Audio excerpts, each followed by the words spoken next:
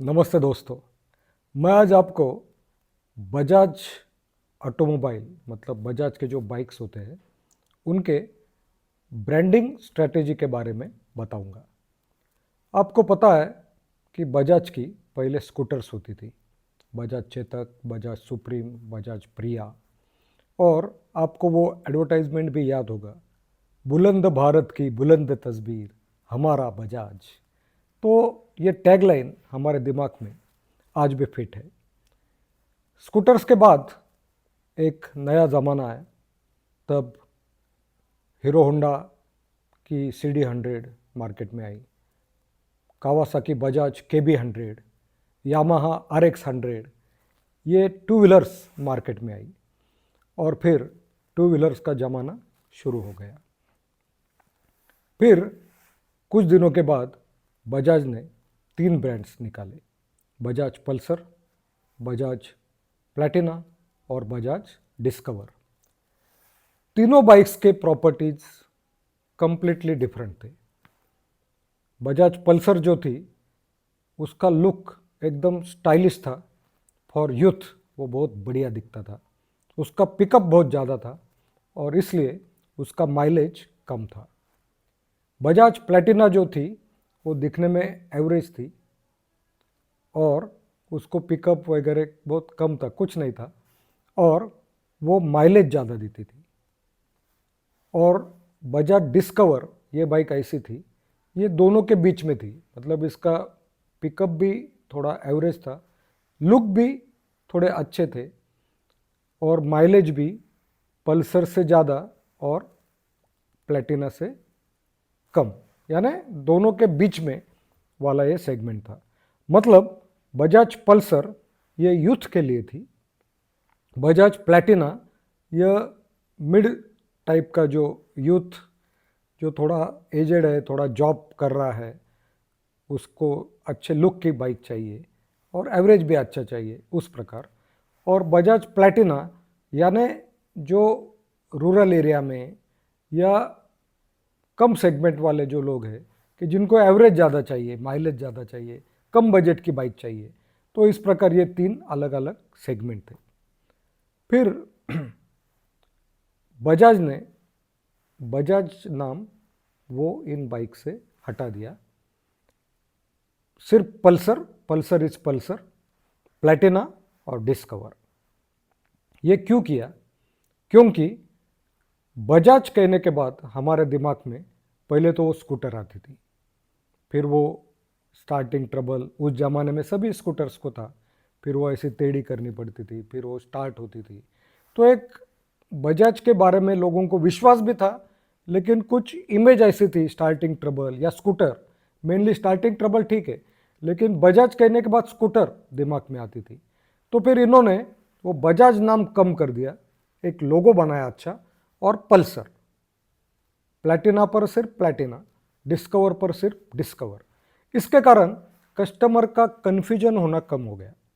क्योंकि देखो, अगर किसी के पास पल्सर है, उसका पिकअप ज़्यादा है, स्टाइलिश लुक है, लेकिन एवरेज बहुत कम है, तो किसी ने पूछा कि भाई ये कौन सी बाइक है, और वो पल्सर के ओनर ने बताया ये बजाज की बाइक है, तो फिर रूरल एरिया का आदमी क्या बोलेगा?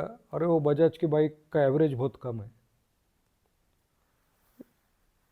सेम स्टोरी प्लैटिना के साथ, अगर बजाज प्लैटिना ऐसा कहा और वो बजाज की बाइक है ऐसे कहा, तो कोई आदमी क्या बोलेगा? अरे उसका लुक नहीं बराबर, बजाज के बाइक का एवरेज ज़्यादा है लेकिन लुक नहीं बराबर, पिकअप नहीं उसको।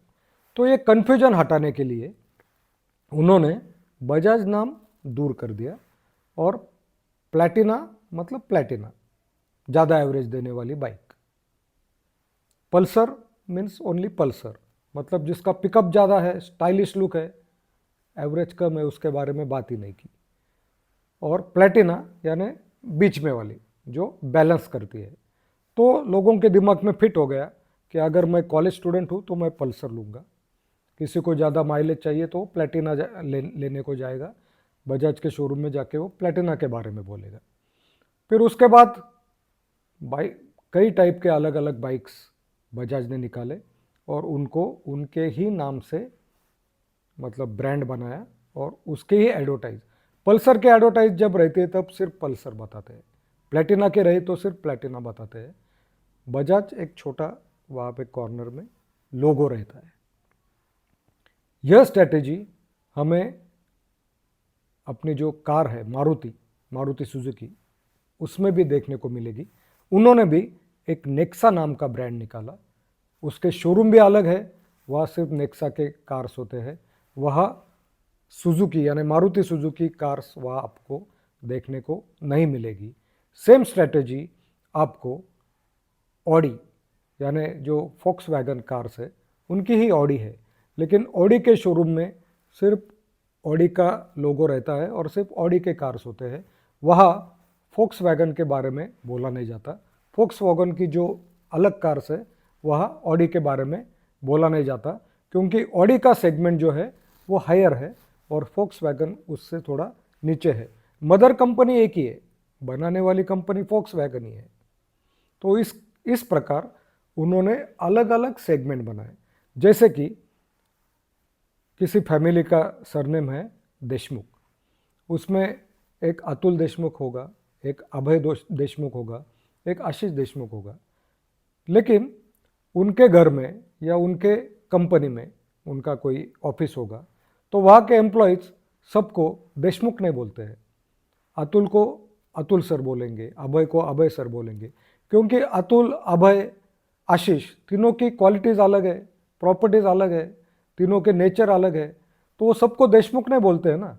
हाँ, बाहर जाने के बाद बोलेंगे he is from Deshmukh group, लेकिन ज़्यादा नज़दीक से अगर देखना है तो उनके नाम से ही पहचाना जाता है, अतुल देशमुख, अभय देशमुख, आशीष देशमुख, और ऑफिस के अंदर जाने के बाद सिर्फ अतुल सर, अभय सर, आशीष सर। इसी प्रकार बजाज ने भी बजाज एज अ सरनेम, लेकिन वो छोटा बताया, वह बजाज कंपनी में जाके या बजाज के शोरूम में जाके आपको ये बाइक मिलेगी, लेकिन पल्सर, प्लैटिना, डिस्कवर ये ऐसे ब्रांड फोकस किए कि नए आदमी को समझेगा भी नहीं कि वो बजाज का है। तो इसे कहते हैं एक मार्केटिंग स्ट्रैटेजी। ऐसे अलग अलग स्ट्रैटेजी होते हैं। और अभी बजाज ने जो चेतक निकाला है उसके तो शोरूम भी अलग बनाए हैं, वहाँ आपको बजाज की बाकी बाइक्स नहीं मिलेंगी, सिर्फ चेतक लिखा हुआ रहता है, और दैट इज़ बजाज का ईवी है, मतलब इलेक्ट्रिक व्हीकल है, वहाँ सिर्फ चेतक, मतलब इलेक्ट्रिक व्हीकल मीन्स सिर्फ चेतक। तो इसी प्रकार अलग अलग ब्रांडिंग स्ट्रैटेजी मार्केट में होते हैं। खास करके बजाज की ये जो ब्रांडिंग स्ट्रैटेजी है ये मैंने मार्केटिंग के, जिनको मार्केटिंग में इंटरेस्ट है उनके लिए बताई। तो आप कृपया, अगर आपको ये वीडियो पसंद आया है तो आपने अपने जो ग्रुप होंगे, मार्केटिंग के ग्रुप होंगे, फ्रेंड्स के, फैमिली के, तो आप कृपया इसे शेयर करें। Thank you very much, have a nice day.